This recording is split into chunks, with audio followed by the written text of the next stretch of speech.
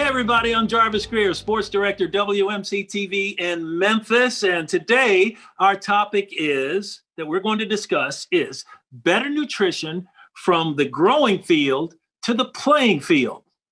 Sounds pretty heady, doesn't it? Well, we've got some heady folks that can talk about it and know everything there is to know. I'm so happy to be joined by Leslie Bonci. She is the dietitian for the Super Bowl champion Kansas City Chiefs.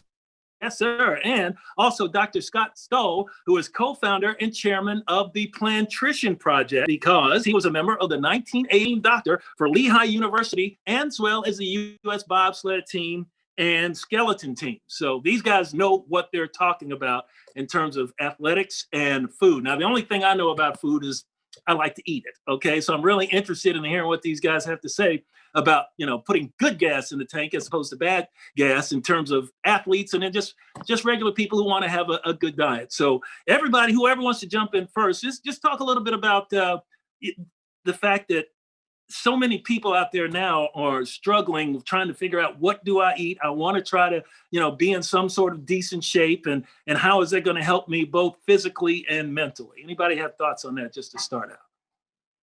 Okay, I'll start. So Okay. when we think about eating, I'm never shy. It's like bars right in. So we think about eating and truly food nourishes the body head to toe. I mean, that happens for all of us. But right now, we also need to add a couple of elements into the mix. Number one is that food supporting my immune system because we all need to control what we can with our eating plan. That's critical. Number two is that food available and accessible to me. And is it affordable? Because not everybody has unlimited salary cap. They need to eat within their means. And also, is that food good for me? What's in it for me? Is there some kind of give back that happens with food? So I think a good starting place for people is in your kitchen. What's the wealth on your shelf? What do you already have at home that maybe you start to create something there from what you have, as well as your eating habits? If you want to eat well and nourish your body, you need to think about the number of times you eat over the course of the day. Are you eating because you're hungry or because it's something to do? Are you eating so fast that the food is gone in 30 seconds or do you take your time to chew? Are you eating in front of the television or what else do you do? All those things together, and that doesn't mean all of them, but you start with your weaknesses. What could you improve upon? Don't worry about the strength because you're already doing that, and give yourself time. This is not a race to the finish line. Yeah, Dr. Stoll, what do you think about that? It's like, you were an athlete yourself and having been in the Olympics, not everybody can say they've done that. When you look at it, you weren't just eating just to, I'm eating because I'm hungry. No, you had a purpose in mind. Yeah, and you know what's so interesting, Jarvis, is actually looking back on what I ate and why I ate when I was training. I was very focused on macronutrients like protein and calories and eating enough to build muscle. But what I didn't really understand is the importance of eating food to optimize my recovery, to maximize my immune system, as Leslie was just saying. And what I see today is a lot of athletes and individuals are eating for macronutrients, protein, fat, calories, and we have any number of permutations and diets around those things. But when we begin also considering why we're eating, that we're eating to optimize our cellular physiology and our health and our immune system, we begin to make some different choices. We begin to eat foods that really begin to transform our cells and help our cells to recover. And we see this in athletes that when they're eating the right foods, they can reduce that delayed onset muscle soreness by at least 50% from 48 hours to 24 hours.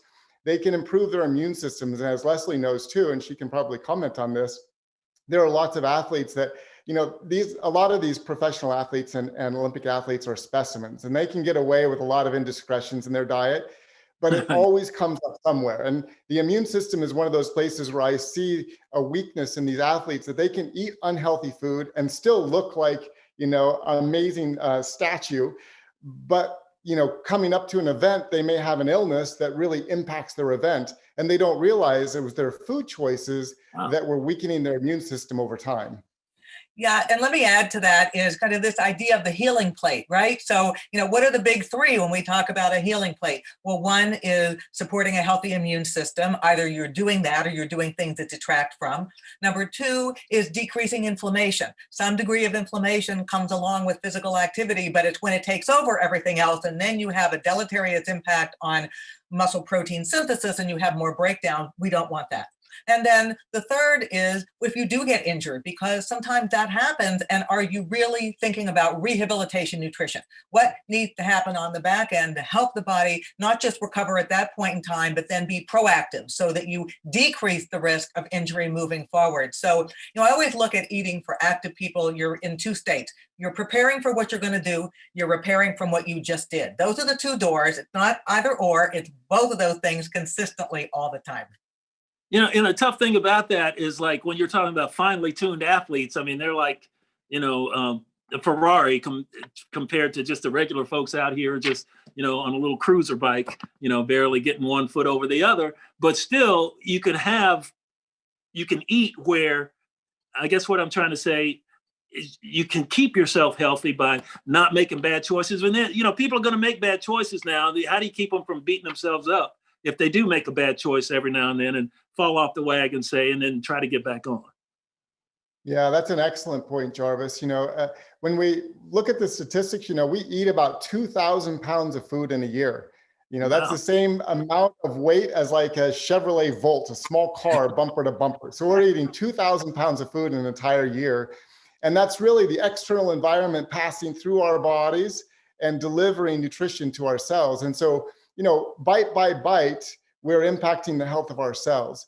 But, because of our whole dieting society and all this dieting philosophy that has taken root, there's a real sense of shame and guilt that comes with making bad choices. We've kind of moralized food, unfortunately. And, we know that when people start moving into that place of feeling guilty and shamed by their choices, they're more likely to make bad choices. And so I always like to just tell people it's always about the next bite. Whatever you ate, it's gone. Your body will deal with it. Just focus on the next bite and don't let yourself slip into that guilt and shame cycle that can be so devastating.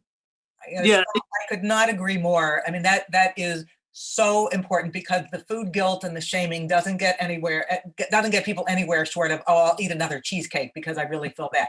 But I also think that for a lot of people, the word nutrition, they don't like what that means. Oh, that means I'm going to have deprivation, or it's going to be denial, or it's just going to be healthy, because people don't understand that word. So I really love to use the word performance, right? Because you can have performance on a lot of different platforms. I want to perform well in the boardroom.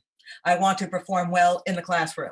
I want to perform well on the playing field. I want to perform well when I go and have my next blood test, so my PCP doesn't yell at me because I didn't do what I needed to do. So many different ways that we can have that dialogue and make it a little bit more embracing and a little bit more personal, so that people can come into it their own portal of entry of what they feel is important for them to address. One thing I know back when, like, I played a little football myself in college here at Memphis, and it's when I was coming up, I was a skinny kid, 175 pounds out of high school. And I said, no, you got to put on some more weight. And they used to give us these protein shakes. And that's, you just eat. And I'd gorge myself at the training table. And then on the other end, you had the big linemen who they put them at the fat man's table if they were overweight, and said, no, you go over there, you sit at the fat man table, and we're restricting what you eat.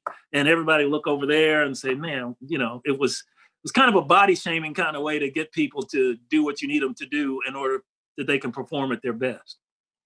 Truly, food abuse is what it is, and that doesn't hold water anymore. We don't want that to happen. There's certainly a big movement about having people think more positively about their eating. But to your point too, our older son, when he played soccer and he was told by the coach, you need to put on 20 pounds in the summer, I said, you know what? His mother is a dietitian. That's not going to happen. But the problem with this is that when people force feed and then the body gets used to that new norm, what happens when you stop physical activity? Well, your appetite doesn't automatically change. And it's like, whoa, what is that? That's not necessarily healthy. So it is the quality and the composition of that food. And as Scott said, more than the macronutrients, it's the micros, it's the phytos, it's the hydros, it's all of those. It's when people eat and really thinking about the give back. What is that food giving back to me, because people aren't going to play football for the rest of their lives. They're going to live longer, and are they going to live healthfully or not? That's the choice that we can make.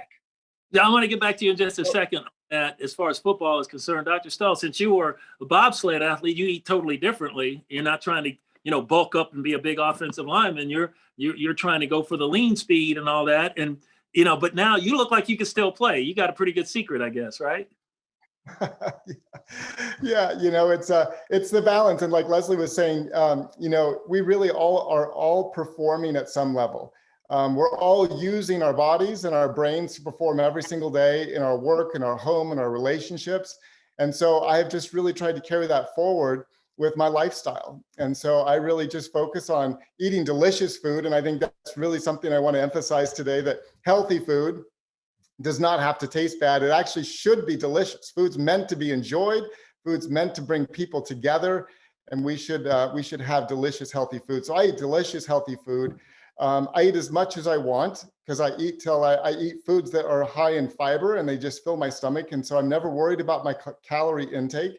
I exercise, I get a good night's sleep, and my body is healthy. And so it's a great blessing. And that's what I try to teach my patients as well, to create a sustainable lifestyle.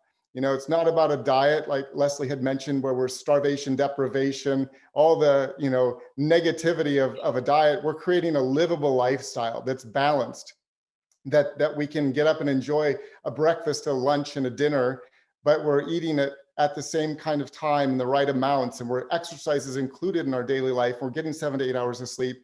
And in that way, we enhance the quality of our life, and we perform in much better ways. Even relationally, we're much better, because we've reduced the neuroinflammation in our brains, and everything begins to flow when we get that core foundation of lifestyle correct. Now I want to talk to Leslie, like, okay, this is the old folks, we got to watch what we eat, but the young folks, especially like parents out there who may have kids that are athletes, and they're being pushed to do this and pushed to do that. And, you may have, like our kids were played at a high level in two different sports, both of them. So they would be changing in the car from basketball practice to soccer practice, or going from one tournament this week into another tournament the next, always on the go. And how do you find a way, you want them to eat healthy? What are some foods that they should be eating, as a young athlete coming up? Well, first of all, I think you've got to have the buy-in from your kids, is get them involved in that early on, to have them realize that their food and fluid is part of their equipment. That's your internal equipment to do what you need to do. It doesn't matter with the helmet and the stick and the this, that, and the other. You need to fuel your body. And we want to also, if we think about that, then produce needs to be a part of the plate. And when I use the word produce, and I'm talking fruit and vegetable, there's a lot of choices out there. So if somebody doesn't want to eat asparagus, that leaves several other vegetables to pick from, or a lot of different fruit. It's a portable food. You don't have to prep it. It is literally nature's fast food. Eat it and go.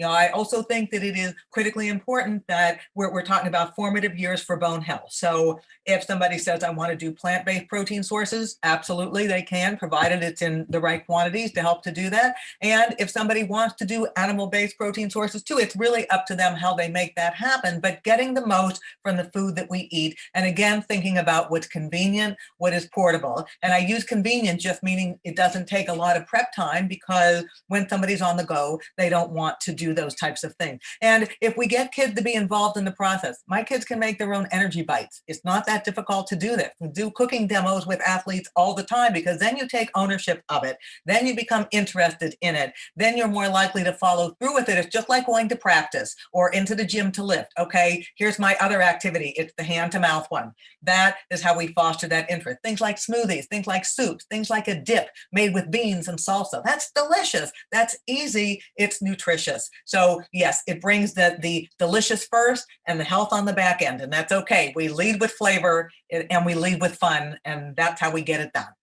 Yeah, about all we did was the orange slices and the juice boxes and the occasional Subway. So, I mean, that's what they came up.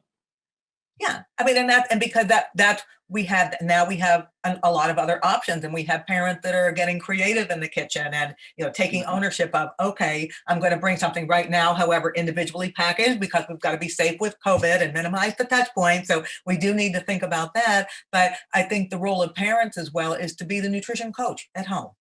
That's it. Is hopefully parents aren't coaching on the field unless they really are the coach. Is they have other job to do. The clean team hygiene and the food coach. That is what the parents should be taking ownership of. That sounds good. That's about right. Dr. Stoll, let's see. Talk a little bit about the diet phenomenon. I've read and I've got a question here about, Americans spend roughly $1 trillion on a year on food and twice that much on diet supplements and disease and things like that. It include type 2 diabetes, obesity, cardiovascular problems and all that. And how did we get here from, you would think people will be a little bit more enlightened now, since there are so many more food choices and whole foods here and things like that. But some of these foods are like really, really expensive, or at least that's the perception. Yeah, no, that's an excellent question. And it's the answer is long, but I'll just try to shorten it. We really got here out of the Industrial Revolution. For so long, for most of human history, people ate locally. They ate what was available. They ate in season, and they ate, natural whole foods. With the advent of the Industrial Revolution, especially late 1800s, we started laying down railroad tracks across the country with refrigerated train cars. We started canning foods and packaging foods and creating supermarkets with, foods that have been preserved, canned, and packaged. And we began shifting to this industrialized diet, which seemed so sexy because it was new. It was based on, scientific advancements. And our diet just began to evolve because of the affordability and the accessibility of these foods, which were now on every corner in every neighborhood. Out of this as well, through subsidies and farming, we began to get, cheap, unhealthy processed foods. And so because of the cost of food, we began to line our shelves with these really cheap, hyper palatable foods that tantalized our brains because there was so much sugar, fat, and salt in there.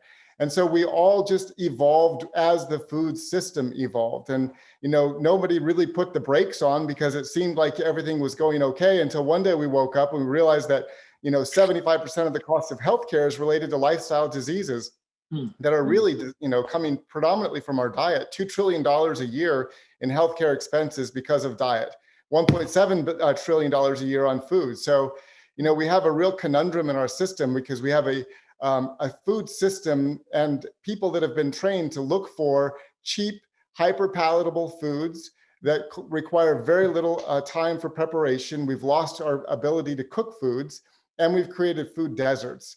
And so we have a lot of challenges that we're now facing, including the challenges on the backside of our farming system, which is not designed to actually grow enough produce, fruits and vegetables to meet the need of even people eating 5 per day.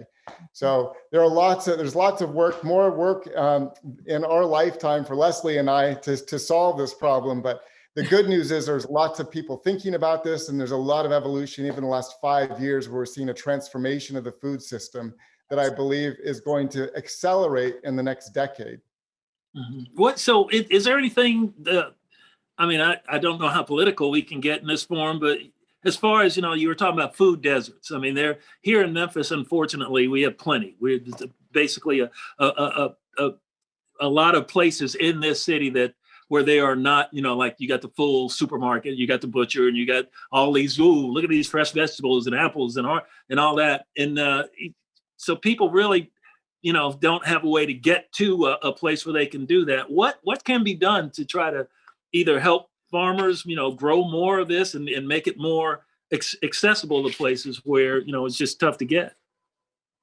Yeah, there's some great innovative solutions. I'll just jump in first, then I'll hand it off to Leslie. There's some great solutions.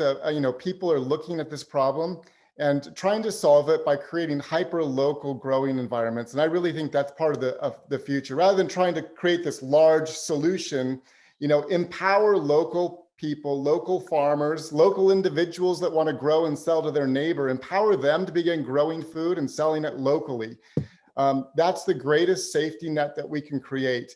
There are also a number of not-for-profit organizations that are partnering with local growers to bring in healthy food to these food deserts and sell it to people at a reasonable price and begin teaching them about the foods and how to even prepare these foods. And there are other not-for-profits, including one that my wife and I started, where we're bringing in healthy organic produce into inner cities and setting up farmers markets to help distribute the food and begin educating people about these foods and helping them begin to make a shift by just gaining awareness and access to the food. Because the research shows that for a lot of these people in food deserts and even in underdeveloped countries, they're spending twice as much of their income on healthy food compared to wealthier countries or more suburb areas.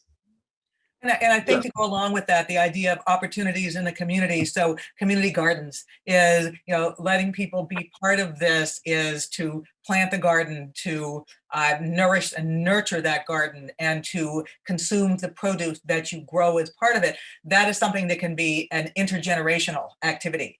Grandparents can be involved with that, parents, guardians can be involved with that, kids can be involved with that as well. And it's also physical activity, because this is all part of it too, is when you're weeding and you're tilling and you're doing all these, you're actually expending calories and taking ownership of that and appreciation of it. The other thing I think is critically important, because we have a lot of people that are food insecure and needing the knowledge of, what do I do if I receive produce? What do I do with it? I love the idea of a chop-up shop. We don't need pop-up shops anymore. We need chop-up shops, and getting chefs in the community to be part of that and chopping up those vegetables, showing people what to do, giving them the knowledge that they need. That is empowerment, and that is enablement. And really, we all need to be doing more of it. So yay, Scott. Yes, this is exactly what needs to happen. Yeah, that's an excellent thing, Scott. You and your wife, you get the tip of the cap there. And so let's hit something real fun here. You talk about burning calories and stuff. And Leslie, what you do now, I mean, you're talking. You deal with people who burn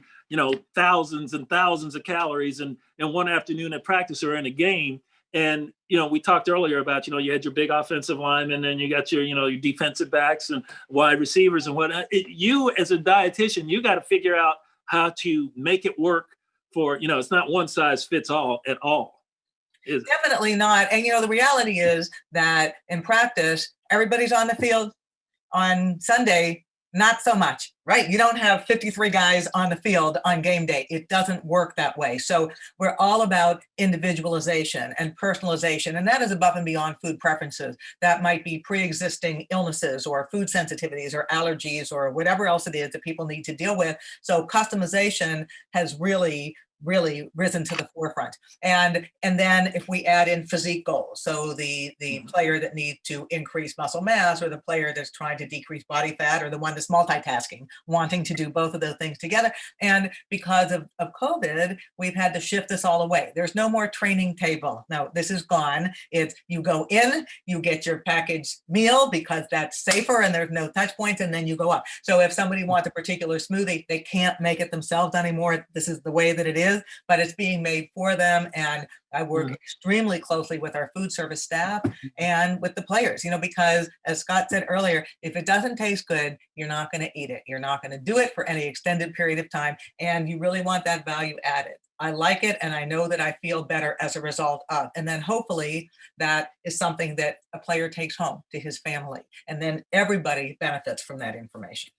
Any story you could tell about a specific player? You don't have to mention a name, who said, I don't want to eat that. No, I mean, I'm used to, this is the way I've done it ever since. And by the time they're a professional, they're pretty much set in their ways. And I'm sure you've had to come in and change a few.